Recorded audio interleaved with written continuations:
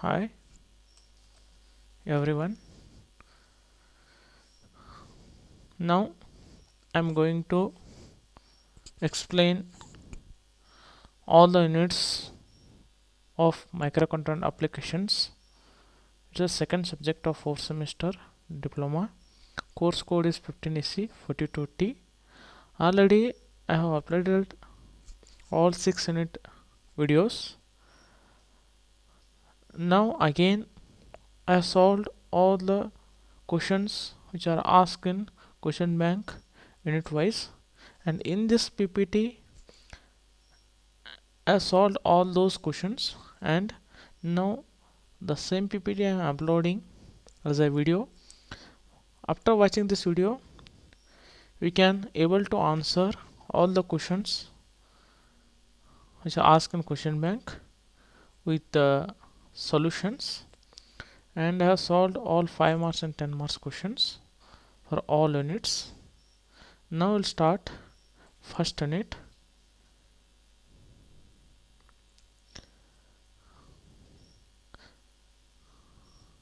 In first unit, the unit number 1, 8051 architecture, which covers 25 marks. So before start our question bank, little bit introduction I have covered here. Before start the 8051 architecture, first you should know the what is meant by computer.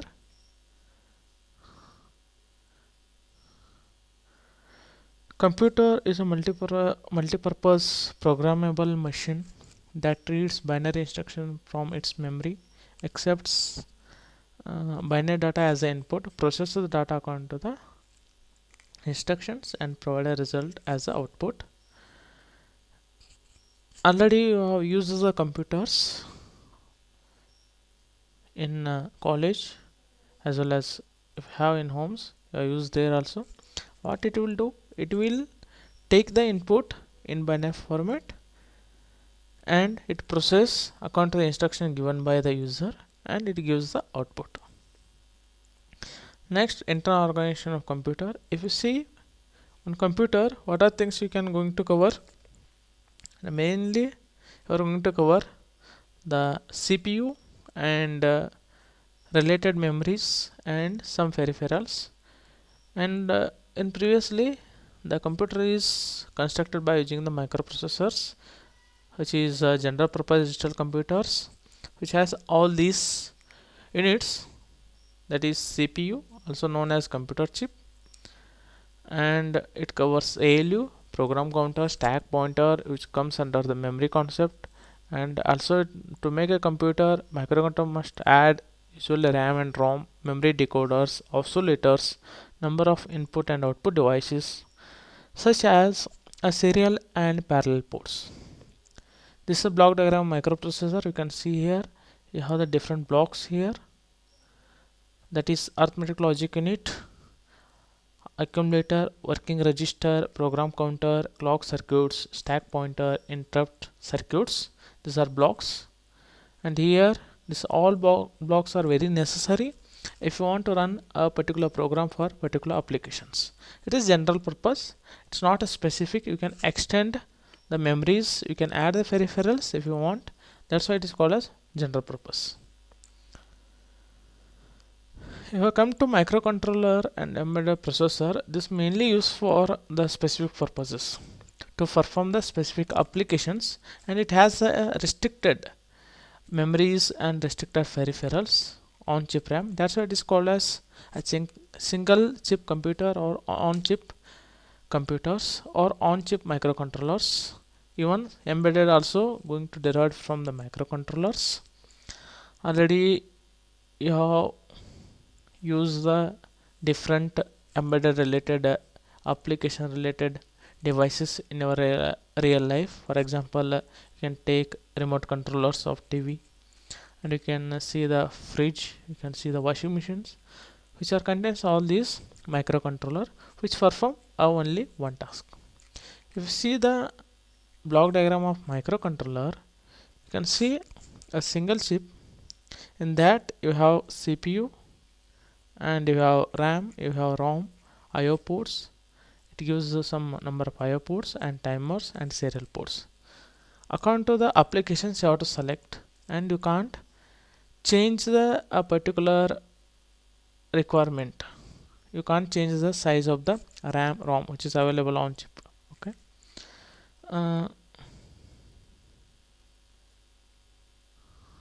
And here we'll start with questions which are asked in question bank. The first question in first unit, the differentiate between a microcontroller and microprocessor is asked for 5 marks, and here I have listed all the differences between microprocessor and microcontroller. You can see the differences here. Total I have given 8 differences. You can write minimum more than 6 or 7 differences. You can see the difference between microprocessor and microcontroller. The first difference is for the microprocessor. It contains ALU, general purpose register, stack pointer, program counter, interrupt circuits, etc. Already I have told, if you see the microprocessor block diagram, you have all these things, but mainly on chip it has only CPU that contains ALU. If you want to work with microprocessor, you should need different memories. You need serial ports, timers, IO ports, which is you need to connect externally. That's why it is called as general purpose computers. You come to microcontroller, you have all these units on chip only. You can find out the RAM, IO devices, timers and counters on chip. Second one, microprocessor requires more hardware and increases the size of the PCB. Come to microcontroller, it needs less hardware and reduces the PCB size, because this most of the hardwares will get it on chip itself in microcontroller. Third difference is access time for memory and IO devices are more, because most of the memory are connected externally. In microcontroller it needs less time due to it has an inbuilt memory, that is I have given here. For fourth difference, it has many instructions to move the data between memory and CPU. For microcontroller has limited instructions to move the data between the memory and CPU, because it has inbuilt, and not necessary to have more instruction, because microcontroller is specific purpose. According to the applications, microcontroller will take only some list of instructions. In microprocessor, fifth difference is more flexible from the design point of view, because you need to design as per your requirement. You can connect externally, which is you need for your applications. If you go for microcontroller, it is less flexible, because it comes with all the memories, timers, ports on chip itself. You can't change that one. If you want to change, it's not possible. Again you have to take another microcontroller. That's why it is less flexible. Sixth difference is single memory map for data and code. Here in microprocessor you are going to use only single memory for storing the data as well as for storing the programs. Even for accessing the data as well as code, you have only single memory. In microcontroller you have the separate memories. One memory reserved for data, one memory reserved for code. Microprocessor only few pins are multifunctional. Microcontroller most of the pins, that is more pins, are multifunctional. That means pins are going to perform more functions instead of doing a single function. That's why those pins are very less in microcontroller. It is more and very less in microprocessor. Very more pins are there for the microcontroller. Eighth difference is microprocessor has one or more bit handling instructions, but in microcontroller there is more number of bit handling instructions are available, because in microcontroller you have so many registers are bit handling capability registers, and it gives more number of instructions which is going to access only bits from the particular registers as well as to perform the operations in the microcontroller. Next question is compare the features of RISC and CISC. I can ask for 5 marks. It's another difference. RISC and CISC. You should know what is meant by RISC and CISC. RISC in the sense reduced instruction set computer. CISC means complex instruction set computers. In RISC means reduce means less. So that is the first difference. In RISC it has a less number of instructions. In CISC it has a greater number of instructions. For RISC the instruction pipeline is available. For CISC there is no instruction pipeline. Third difference is orthogonal instruction set. That means it operates on any registers and any addressing modes. For CISC it has a non-orthogonal instruction set. Fourth difference is operations are performed on the registers only except load and store. In the CISC operations are performed on the registers or memory. In RISC you have large number of registers are available. In CISC you have limited number of registers are available. Programmer needs to write more code to execute a task because in RISC there are less number of instructions. So if you want to execute larger programs, you need to make use of more number of instructions again and again. That's why the program size is going to increase here. In CISC there is a large number of instruction set is available. That's why you need to use very less number of instructions. Sometimes you need to use only single instruction to perform multiple functions. Seventh difference is in RISC you have the fixed length instruction. In CISC you have the variable length instructions. Fixed length instruction means the instruction size or the same or the syntax will be same. You have to use same instructions for all the applications. Format is same, but in CISC you have to use a different format of instructions. Sometimes you have to use dual operands, sometimes you have to single operand instructions. In RISC less silicon usage, and in CISC you have to use a more silicon usage due to the presence of additional decoder logic circuit. Finally, RISC length difference is with Harvard architecture. In CISC you can go for Harvard or von Neumann architecture. Next difference is compare the features of Harvard and von Neumann architecture. Now we'll see what will be the difference between Harvard and von Neumann architectures. In Harvard architecture, it has a separate buses for instruction and data. For von Neumann architecture, it has single shared bus for instruction and data. That means a single bus is going to extract the data as well as instruction in von Neumann architecture. In Harvard, there are data buses different, address buses different for instruction and data. Second one, easier to pipeline. Von Neumann architecture low performance compared to Harvard because there will be single shared bus which is going to extract data and instructions at different interval of times. That's why it is less performance. Harvard architecture third difference is comparatively high cost. Von Neumann architecture the cost is cheaper because the memory concept is single, no need to invest more money for that, so it will be less cost. Fourth difference is no memory alignment problems because there are separate buses to get the data's instruction from the memories, but in von Neumann architecture allows self-modifying codes which modifies while execution. Harvard architecture fifth one, since data memory and program memory are stored physically in different locations, no chances for corruption of program memory because you have separate buses, so both will be carries data and instructions separately, no interference of both data and program, so no corruption here of the program as well as data. But in von Neumann architecture a single bus can carry the data as well as program memory. There is a chance for corruption of program memories. Next one, so list the points to be considered during the selection of a microcontroller for an application. So ask for 5 marks. It's a very important question here. You have to concentrate. I have highlighted 3 points with the bold letters. You concentrate on that one. So before that I have written 2 lines. I will read that one. There are wide varieties of microcontrollers available in the markets. Program written for one microcontroller will not run others. Choice for the microcontroller based on the 3 parameters. So in the market there are n number of microcontrollers are available. So while selecting the microcontrollers, as the programmer, you should know what are the parameters you need to consider if you want to implement an application on the microcontroller.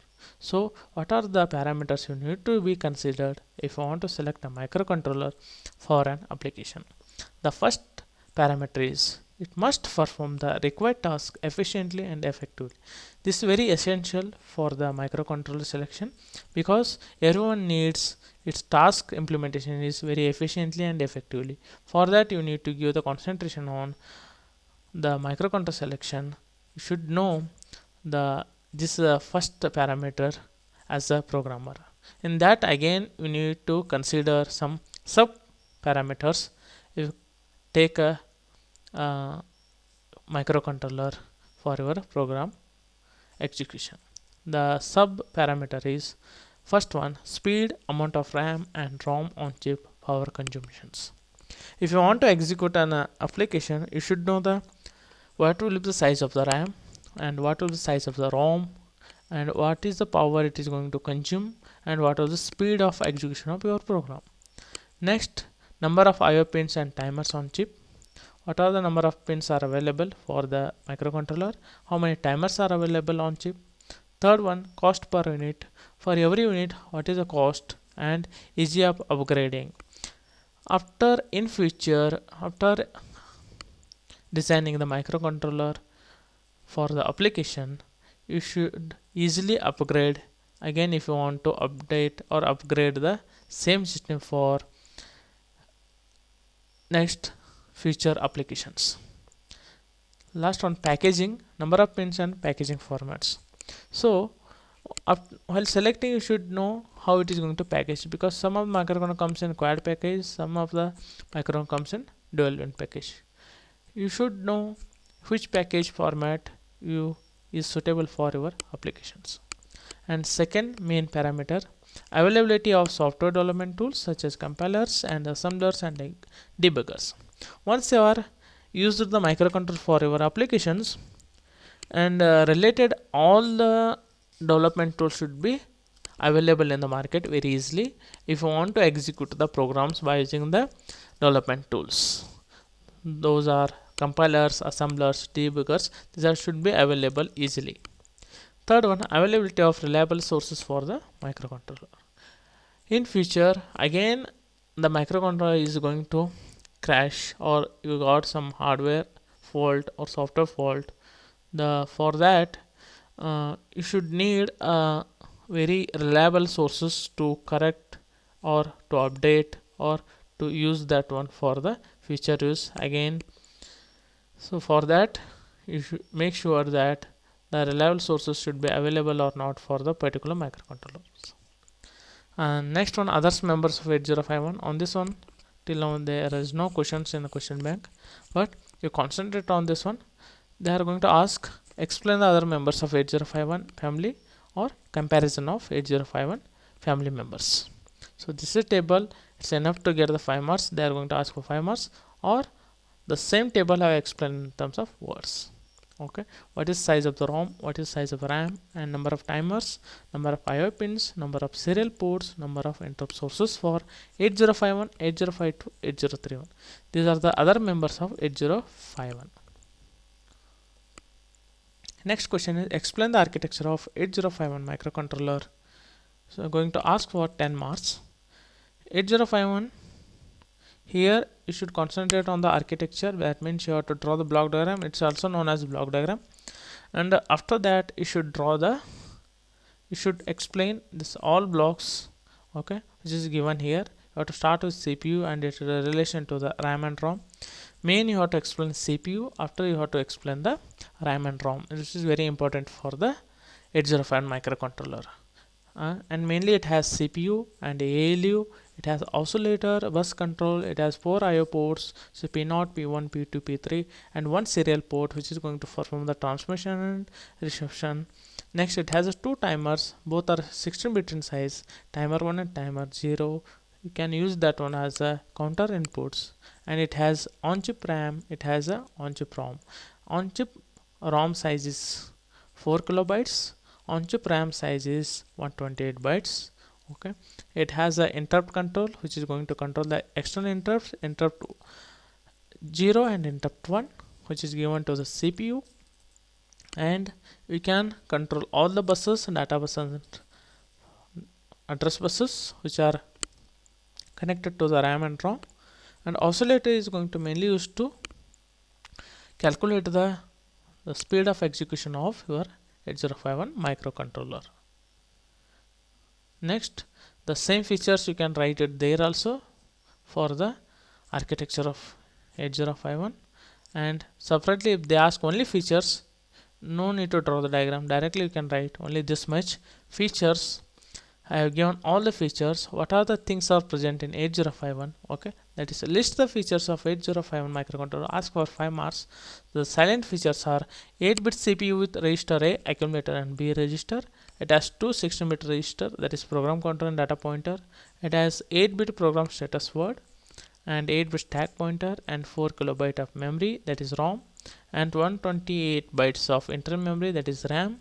32 IO pins arranged in the 4 bits, which each port size is 8 bits. So, and two 16-bit timers T0 and T1, and it performs the full duplex serial data receiver and transmitter using one serial port.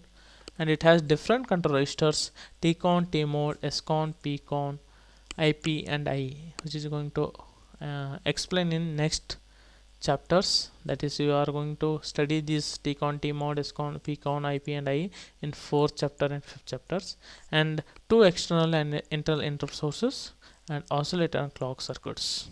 These are main features of 8051. And on the 8051 clock and instruction cycle, sometimes they are going to ask explain 8051 clock and instruction cycle for 5 marks. You have to draw this diagram, instruction cycle diagram.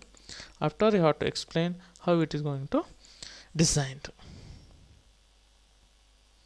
Next, another important question as per the question exam point of view, explain the significance of PSW of 8051, or sometimes they are going to ask same concept, list the functions of conditional and user flags of 8051. That's 5 marks question.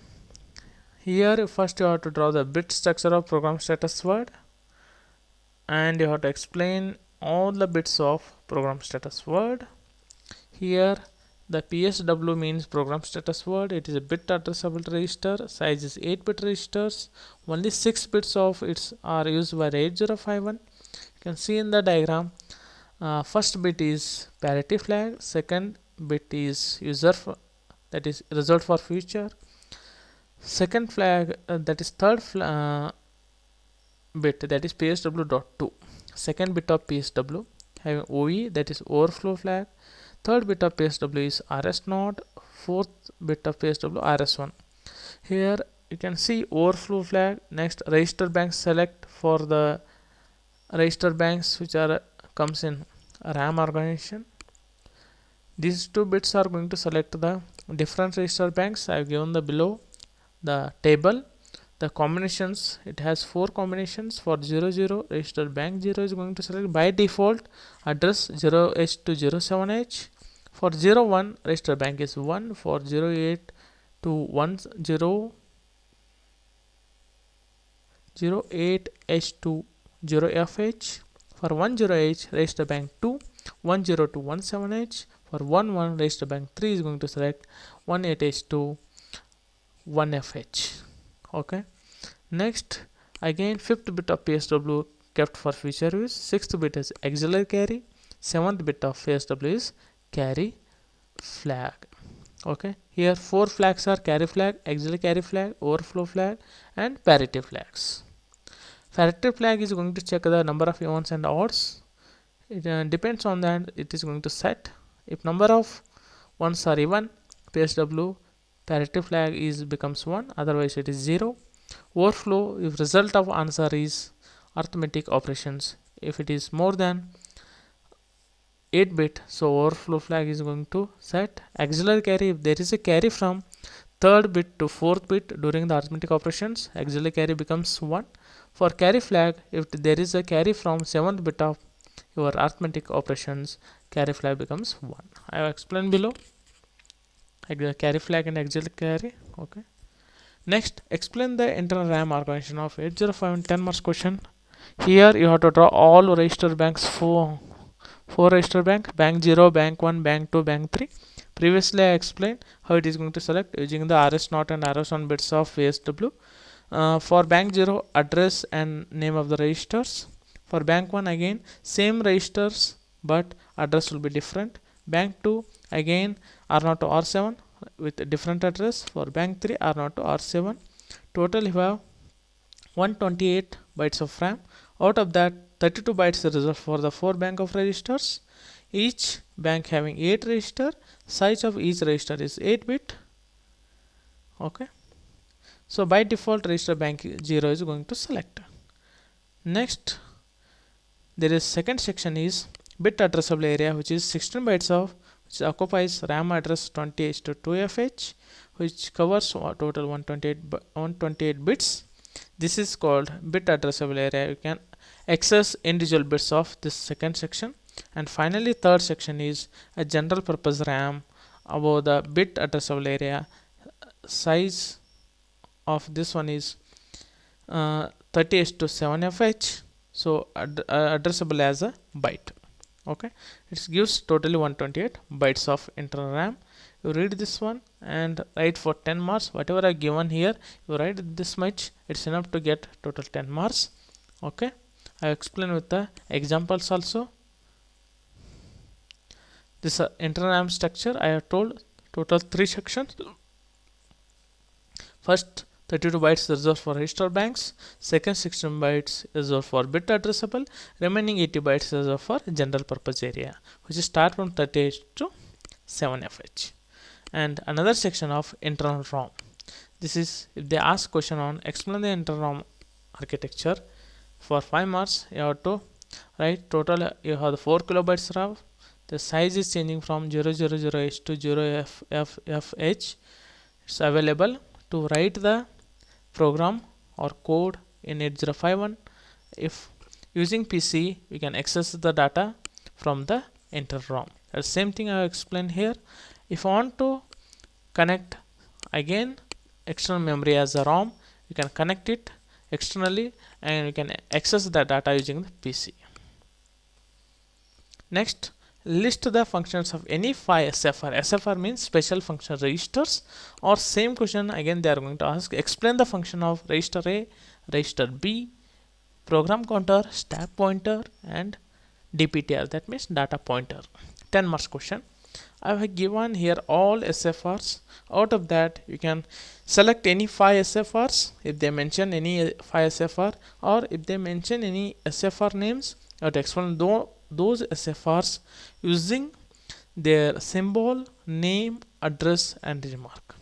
Here accumulator register I have given here, register B is also given, IO ports latch register also given, stack pointer I have mentioned here, data pointer also mentioned here, and PSW. There are some other various control registers. These all registers are bit addressable registers, and A and B register mainly used for all arithmetic operations, addition, subtractions, multiplication and divisions. It is 8-bit registers both are, and data pointer is 16-bit register. It is going to use to access external memory, external data from the data memory as well as program memories. Program counter is going to access the address of your external memory as well as internal memory. It is going to keep the track of address of every instruction which is written in the program. Stack pointer, again it is going to access the top of stack using the push and pop instructions. Next, list the functions of different pins of 8051. Again ask for 10 marks. You have to draw the pin configuration of 8051. Diagram I have given here. Totally it is 40 pin IC, and all pin names are given here, and functions of every pin I also mentioned with different colors. You can see the diagram. The diagram you have to draw it first. Next you have to explain all the pin descriptions. That's nothing but you have to explain all ports. Totally you have 4 ports.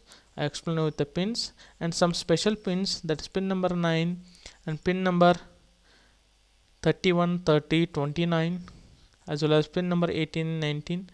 These are special pins, and port pin number 1 to 8 is reserved for port 1, and port 9 for reset.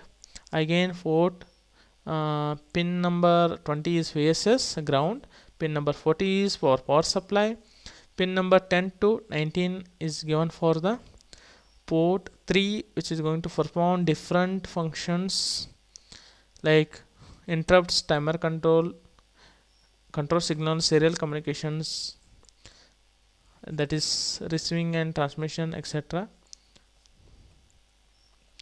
So all pins are already explained, and PSEN, EA, ALE pins mainly used to access the external memories, and these three pins are very useful while accessing the data or code from the external memories.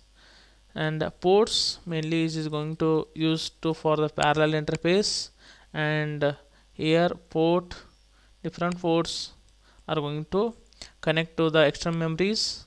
Port 0, port 2 mainly access the data and address from the external memory. Port 3 is used for different functions. You can see in the pin diagrams.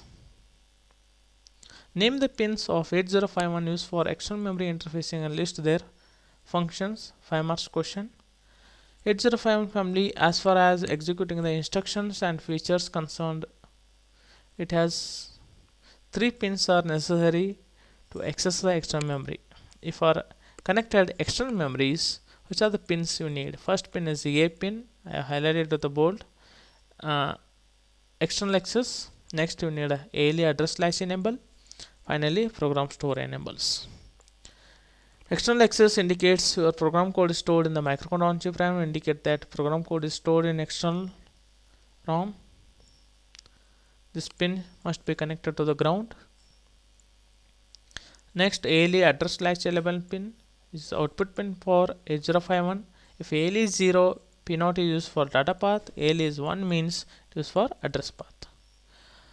If you go for PSEN, program store enable pin, it is output signal for 8051 microcontroller and must be connected to the output enable pin of ROM containing the program code. It is important to emphasize the role of EA and PSEN when connecting the 8051 or 31 to the external ROM. If EA pin is connected to the ground, it fetches the opcode from the external ROM by using the PSEN. That means if EA is in ground, you have the external memories. That indication. PSEN is a program store enable. It is going to enable to get the data, that is code data from the ROM.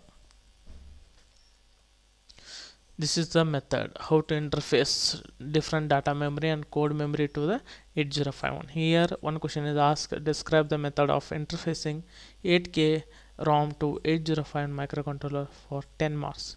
First you have to draw the diagram of 8051 connection to the external data ROM and how it is going to access. I have connected all the pins.